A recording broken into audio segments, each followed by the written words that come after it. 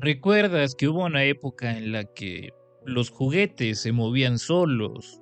Los contactos en internet a veces venían del más allá y las cámaras captaban cosas que no habíamos visto. En los 90 y principios del 2000, la tecnología, lo paranormal y la imaginación colectiva se mezclaron de una forma extraña.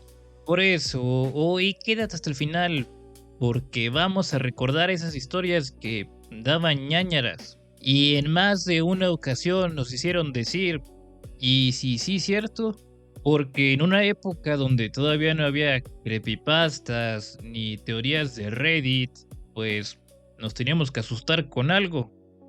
Nuestra primera parada empieza a finales de los 90, cuando en México se desató una fiebre por unas figuras de aspecto extraño, por lo regular hechas de hule o resina, con pelo de colores y ojos de vidrio, que supuestamente cobraban vida. Nos referimos a la moda de los duendes o trolls, que la verdad nunca entendí porque por una parte decían que estaban embrujados y por la otra, pues la verdad sí estaban bien gachos, no sé por qué a la gente les gustaban. O bueno, así justifico que la verdad siempre me dieron miedo.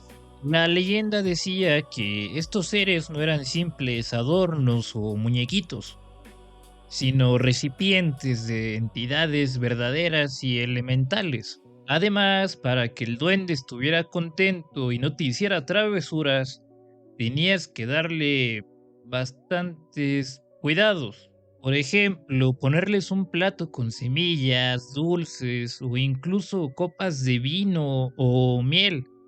Si los ignorabas, la energía en la casa se tornaba pesada y las cosas empezaban a desaparecer.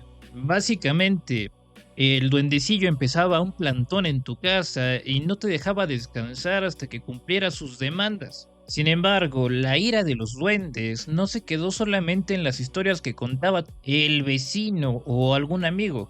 Esto fue más allá cuando de hecho los videos de duendes en televisión se empezaron a hacer famosos.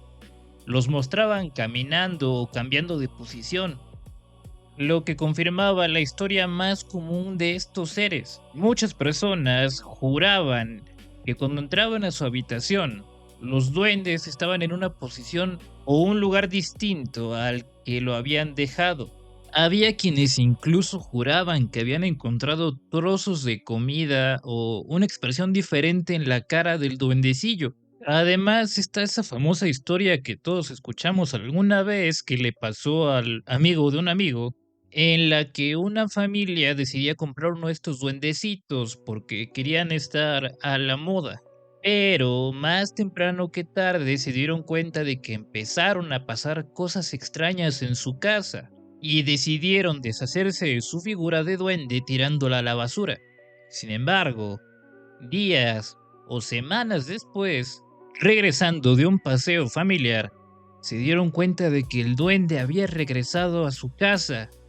Inexplicablemente estaba en el mismo lugar donde lo solían poner, solamente que ahora tenía detalles como estar sucio y enojado con ellos. Y este tipo de historias fue lo que alentó a que muchas de estas figuras terminaran enterradas o siendo parte del combustible para una fogata, porque la gente tenía miedo de que si se deshacían de ellos de alguna otra forma, volverían del más allá para buscarlos. Pero yo vi Chucky y estoy seguro de que quemar un muñeco malvado no es buena idea. E incluso hoy en mercados y en lugares especializados en venta de duendes, se sigue advirtiendo que son seres celosos y que necesitan cuidados.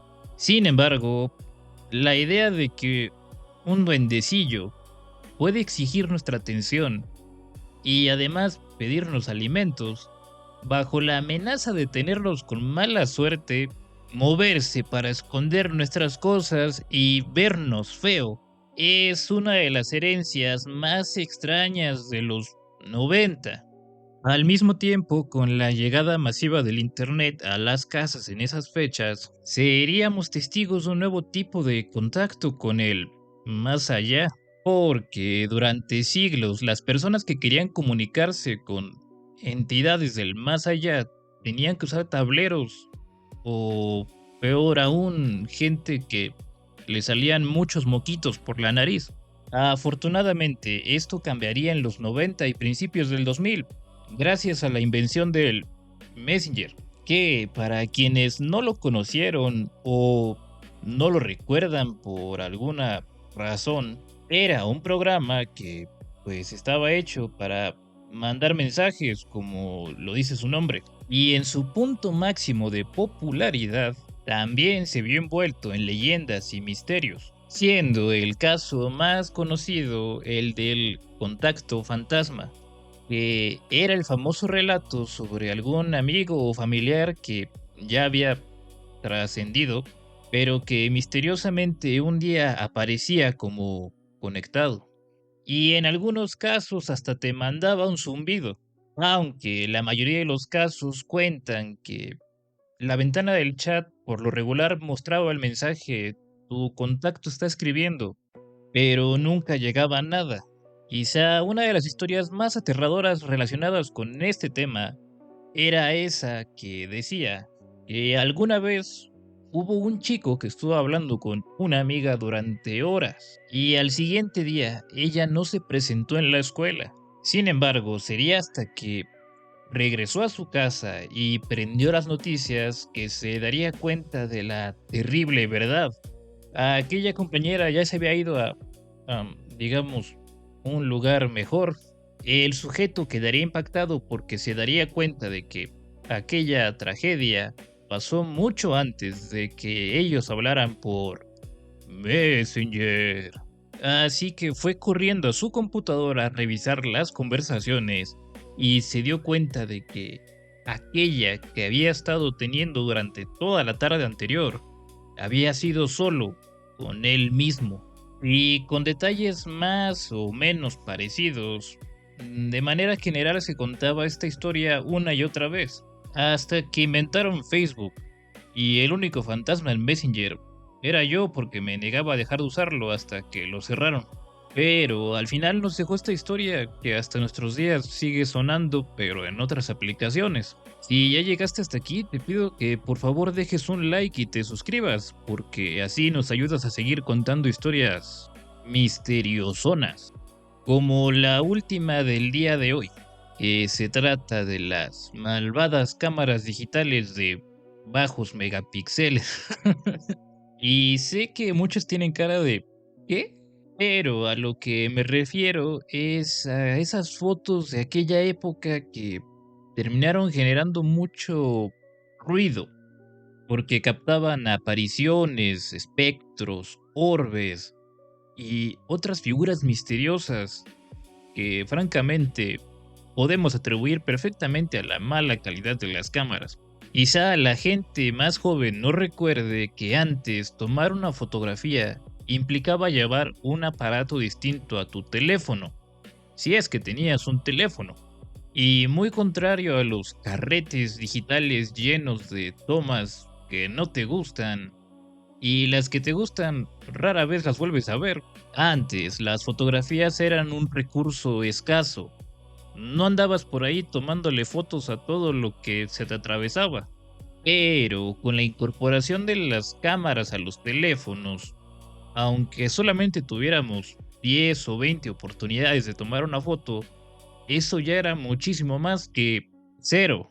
Y por eso, de un momento a otro, se empezó a llenar de historias de personas que, al revisar sus fotos de una fiesta o reunión familiar tomadas con su teléfono, notaban una figura extraña o alguna persona que no debería estar ahí, aunque, claro, tenía su buena cantidad de píxeles. Incluso se empezó a esparcir la idea de que las cámaras digitales atrapaban la última imagen de alguna persona en sus momentos de vida, o que captaban cosas que el ojo humano no podía.